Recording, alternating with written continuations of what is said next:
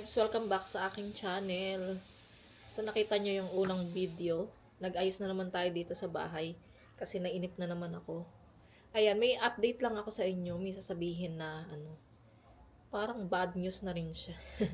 Ito, di ba nagpa-check up ako sa endoscopy, tapos nagpa-check up din ako ng ihi, nagpa-check up din ako ng dugo. Ayun, so sa dugo, okay naman daw yung dugo ko. Yung dugo, okay naman daw. Wala daw akong sugar. At wala ding, yung mga, alam niyo yung gumagawa ng mga cancer, yung mga, wala daw akong ganun. Na, walang ganun. Tapos, sa ihi lang mga bebs. Sa ihi, may nakita na, mataas daw yung aking cholesterol.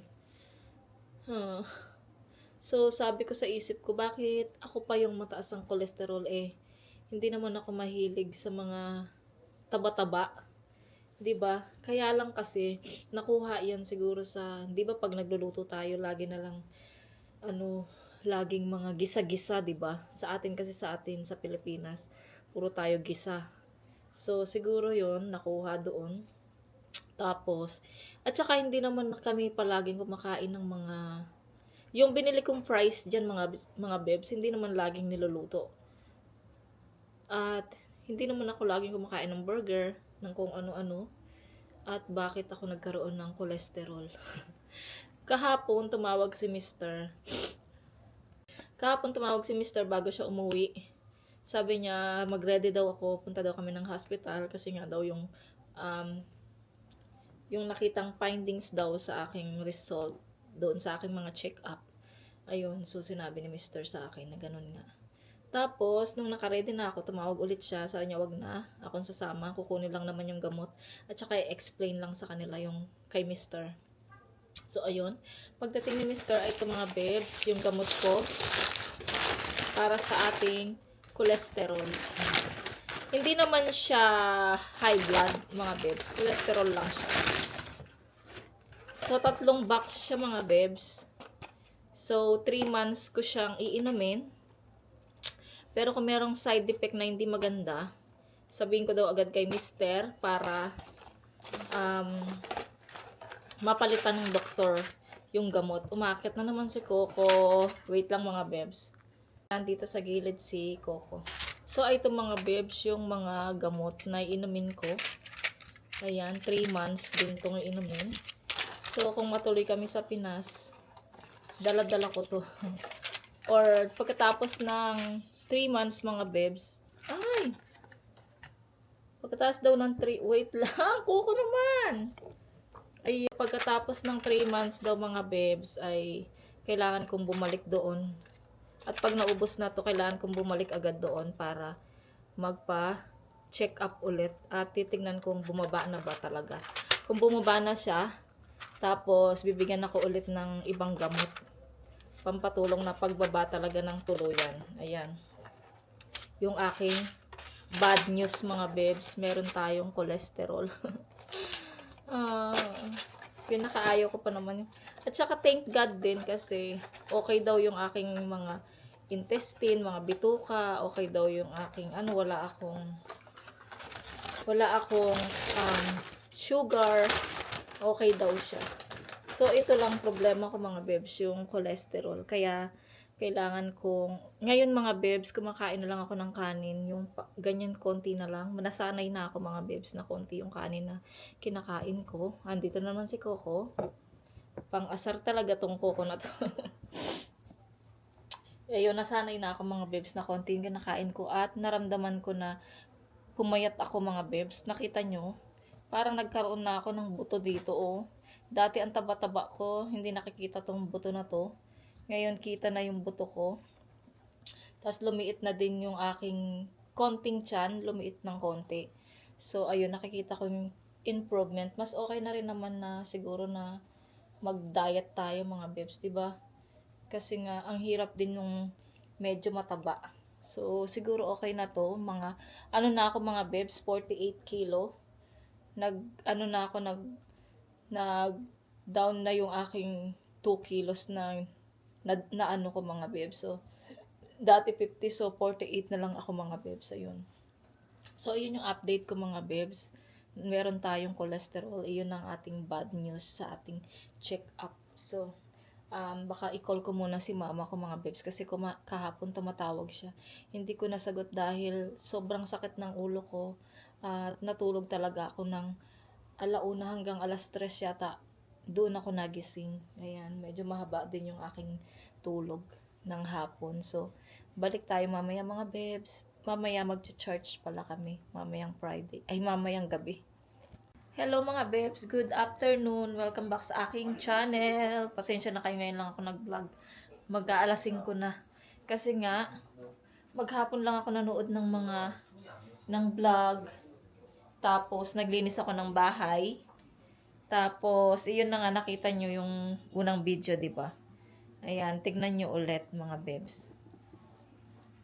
Maganda siya. Maganda na siya mga bebs. Medyo lumuwang dito.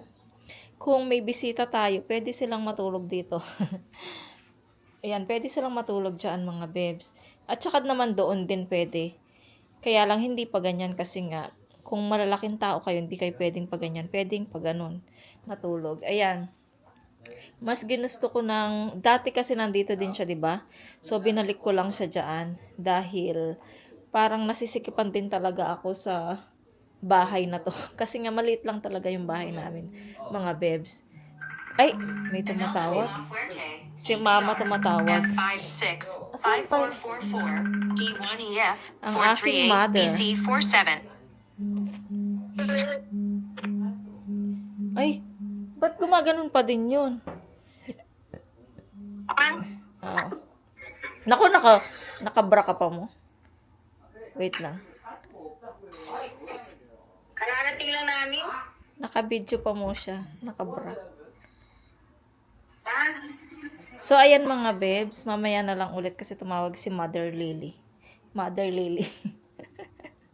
Ayan, dyan na pala si Yeram. Ayan, yung gawain nilang dalawa, games. O, diba? Ang saya-saya nila. Sana all. So, ayan. Later na lang mga bebs pagdating ni Mr. Baka hindi yun mag-overtime. Hindi ko rin... Mga bebs, ito lang yung pagkain ko. Konti. Talong, kinuha ko sa adobo. Yan lang mga bebs. Busog na ako. Alam nyo ba?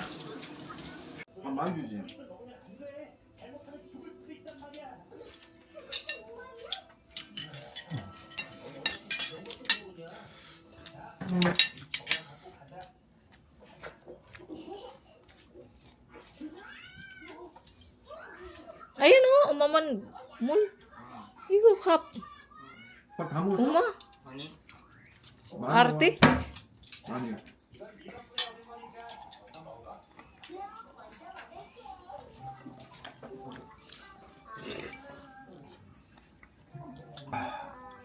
마늘 구운 마늘이 몸에 좋아 얘기야.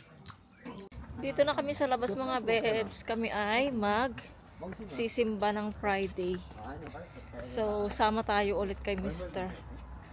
Para hindi tayo lumabas ngayong umaga kanina. Kasi nga, marami akong ginawa sa bahay. So, hindi kami nakapaglakad ni Yetchan.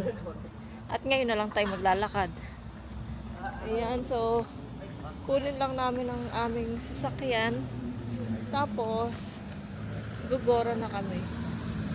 At medyo maaga kami dahil kakausapin ni Mr. si Pastor. So, si Pastor nandun na rin naman siya. Naku, maingay dito mga bebs. Parang may nakabukas na sasakyan. So, ayan, kita na lang tayo sa church mga bebs.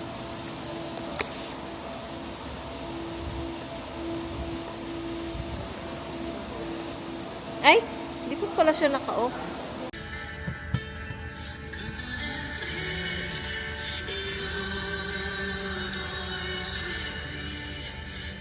사랑인 거네. 우리도 갔다. 우리 한번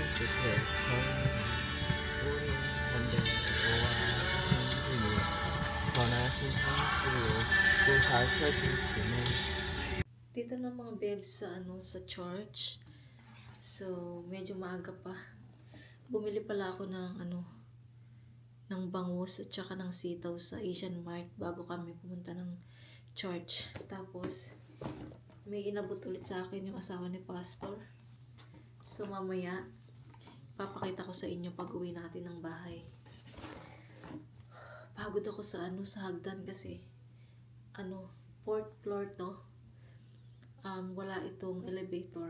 So, lakad ng hagdan. Akyat tayo ng hagdan.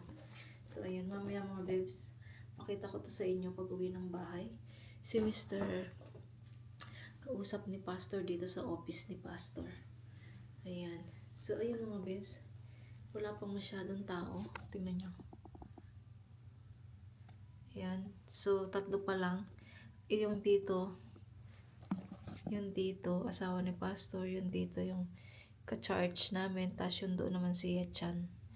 Tapos yung dito naman si Yeram.